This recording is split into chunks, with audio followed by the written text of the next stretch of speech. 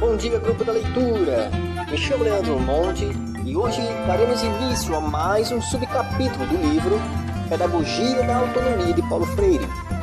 E o subcapítulo está assim intitulado: Ensinar exige reconhecer que a educação é ideológica.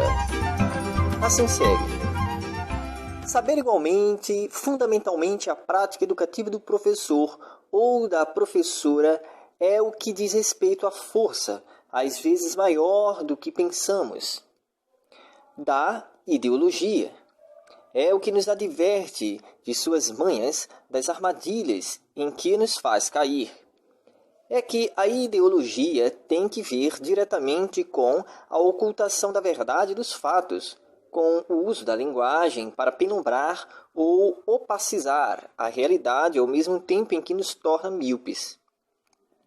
O poder da ideologia, ela me faz pensar nas manhãs orvalhadas de nevoeiro, em que mal vemos o perfil dos ciprestes como sombras, que parecem muito mais manchas das sombras mesmas.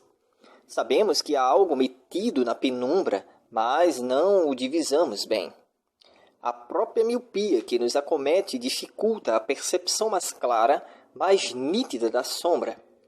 Mais séria ainda é a possibilidade que temos de docilmente aceitar que o que vemos e ouvimos é o que na verdade é, e não a verdade distorcida.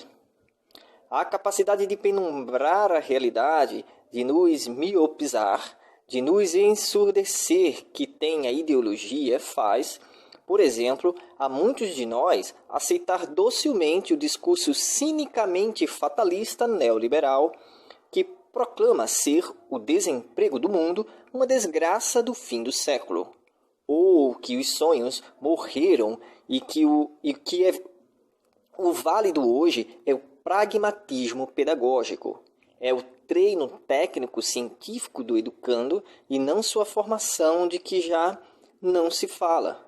Formação que, incluindo a preparação técnico-científica, vai mais além dela. A capacidade de nos amaciar que tem a ideologia nos faz, às vezes, mansamente aceitar que a globalização da economia é uma invenção dela mesma ou de um destino que não poderia ser evitar, em uma quase entidade metafísica e não um momento de desenvolvimento econômico submetido, como toda produção econômica capitalista, a uma certa orientação política ditada pelos interesses dos que detêm poder. Fala-se, porém, em globalização da economia como um momento necessário da economia mundial a que, por isso mesmo, não é possível escapar. Universaliza-se um dado do sistema capitalista em um instante da vida produtiva de certas economias capitalistas hegemônicas, como se o Brasil, o México, a Argentina, devessem participar da globalização da economia da mesma forma que os Estados Unidos, a Alemanha, o Japão. Pega-se o trem no meio do caminho e não se discutem as condições anteriores e atuais das diferentes economias. Nivelam-se os patamares dos deveres entre as distintas economias, sem se considerarem as distâncias que separam os direitos dos fortes e o seu poder de usufruí-los, e a fraqueza dos débeis para exercer os seus direitos. Se a globalização implica a superação de fronteiras, a abertura sem restrição ao livre comércio, acabe-se então quem não puder resistir. Não se indaga, por exemplo, se em momentos anteriores da produção capitalista nas sociedades que lideram a globalização hoje, elas eram radicais na abertura que consideram agora uma condição indispensável ao livre comércio. Exigem, no momento dos outros, o que não fizeram consigo mesmas. Uma das eficácias de sua ideologia fatalista é convencer os prejudicados das economias submetidas de que é realidade a si mesmo, de que não há nada a fazer mais a seguir a ordem natural dos fatos.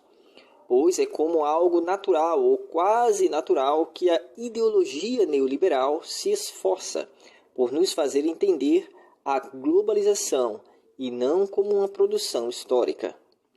O discurso da globalização que fala da ética esconde, porém, que a sua é a ética do mercado e não a ética universal do ser humano, pela qual devemos lutar bravamente se optarmos, na verdade, por um mundo de gente. O discurso da globalização astutamente oculta ou nela busca penumbrar a reedição intensificada ao máximo, mesmo que modificada, da medonha malvadez com que o capitalismo aparece na história.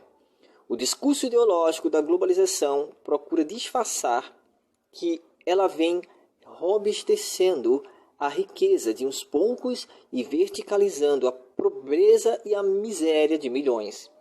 O sistema capitalista alcança, no neoliberalismo globalizante, o máximo de eficácia de sua malvadez intrínseca. Espero, convencido de que chegará o tempo em que, passada a estupefação em face da queda do Muro de Berlim, o mundo se refará e recusará a ditadura do mercado, fundada na perversidade de sua ética de lucro. Bom, pessoal, hoje ficamos por aqui. Tenha uma ótima quarta-feira para todos e seguimos amanhã.